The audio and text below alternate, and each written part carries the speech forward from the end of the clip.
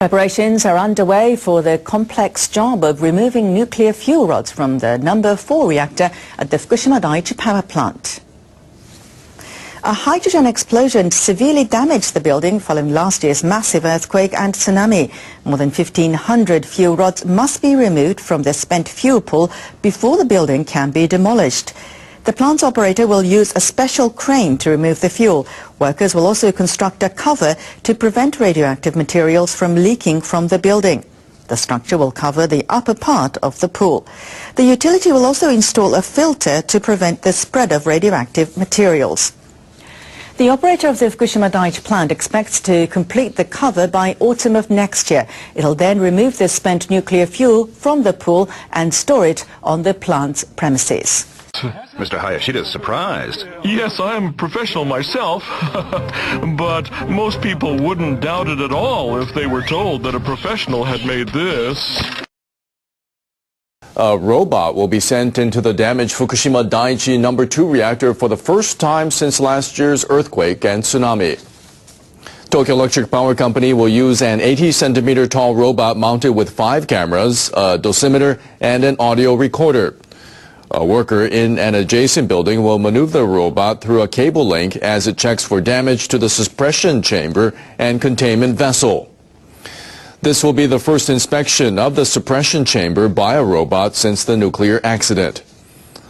A manhole will also be checked and radiation measurements taken in the area. Any damage to the suppression chamber and the containment vessel will have to be repaired before the vessel is filled with water to retrieve the melted fuel rods. Removing these rods will be a crucial step in decommissioning the reactor. Murphy's Law isn't a joke. It's an actual principle of engineering. It states basically if something can go wrong, it will. 2 governors in Western Japan are calling on the central government to provide further proof that it should allow the restart of some reactors at a nuclear power plant nearby. The central government wants 2 reactors at the Oi plant in Fukui Prefecture to go back online soon. Kyoto and Shiga prefectures neighbor Fukui. Their governors have proposed that the central government seek independent advice from nuclear experts before making a final decision to restart the reactors. The governors say a third-party panel should verify the region's power supply and demand estimates for the summer. They also want the government to show why the reactors must be restarted before an official inquiry into the Fukushima disaster is complete.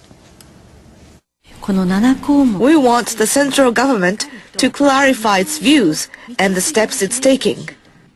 We'll see how they respond, and then we'll make our decisions. The central government has said the Oi reactors meet its new safety standards. Officials say they should be reactivated to avoid power shortage this summer. That's a great comment. So, everyone, what do you think? Japan's population is shrinking faster than ever. New government figures show it declined by more than 250,000 people in 2011. The Internal Affairs Ministry says Japan's population as of last October 1st was almost 127.8 million. That's a drop of 259,000 or 0.2% from the previous year. Both the figure and the rate of decline represent the largest ever drop since comparable data became available in 1950.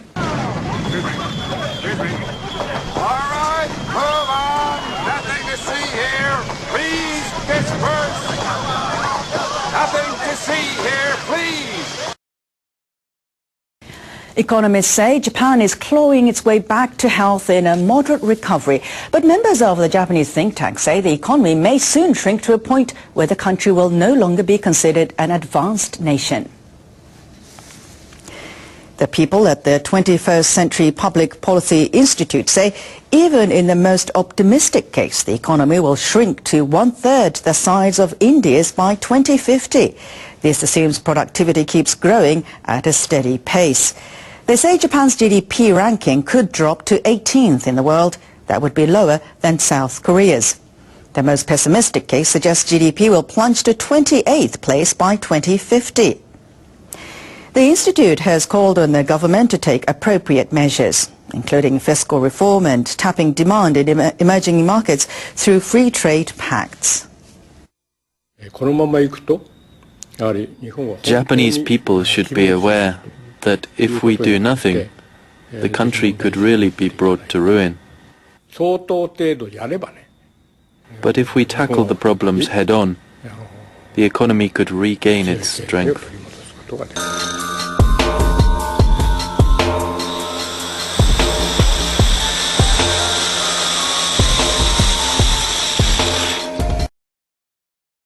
It's been over a year since an earthquake and subsequent tsunami devastated northern Japan, killing thousands of people and severely damaging the Fukushima nuclear plant.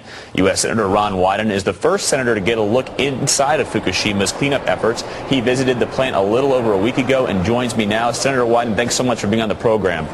Thanks for having me back. So tell us, what did you see on the ground there at Fukushima? How far along are they in the cleanup efforts, and what concerns you the most?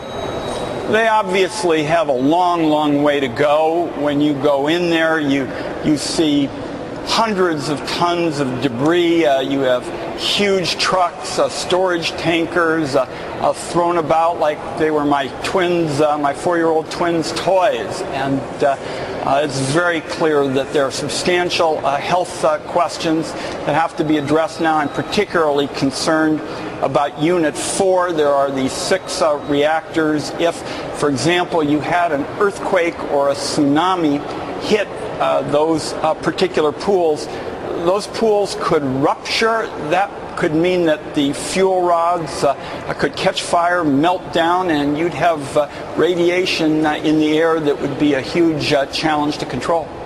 And Senator, the Japanese are very proud people. They've often been reluctant to accept outside help in the past. Are they willing to accept international help in just storing these dangerous fuel rods, or have they been keeping it amongst themselves? Well, I want to commend them, first of all, for allowing me to make the trip. I sit on the Senate Energy Committee. I've made it clear I didn't think there was enough information getting out about the cleanup. This has huge implications for nuclear power both there and around the world.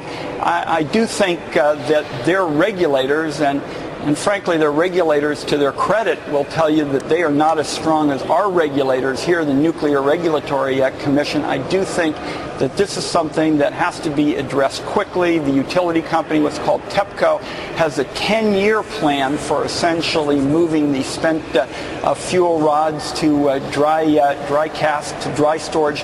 That, in my view, must be sped up, because if another earthquake or a tsunami hits, it could be very, very damaging, possibly more radiation than earlier. What effect does this have in the United States? Could any of the radiation from there get in the water, possibly in fish or something, that would go over to California in those waters? I'm not going to speculate about that. Certainly, these reactors are very, very close to the ocean. In my home state, we've long been concerned about tsunamis and earthquakes. I think it's time to get this right. We need to focus on what kind of design there ought to be for nuclear plants, where they ought to be located. Certainly the question of putting them right next to oceans ought to be problematic to anyone, and those are the kinds of issues that can't be ducked any longer. But Japanese exports, you feel, are safe? For example, if you're a green tea drinker like I am and you get green tea from Japan, I shouldn't worry about that?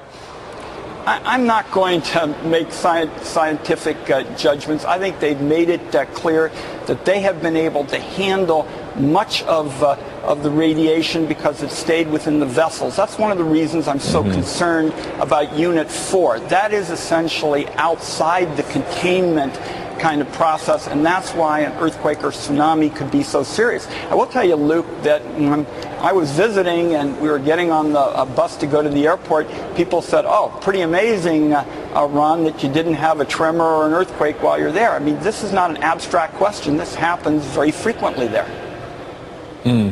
Senator Ron Wyden from Oregon, just back from Japan and Fukushima. Thanks so much for your insight. We appreciate it.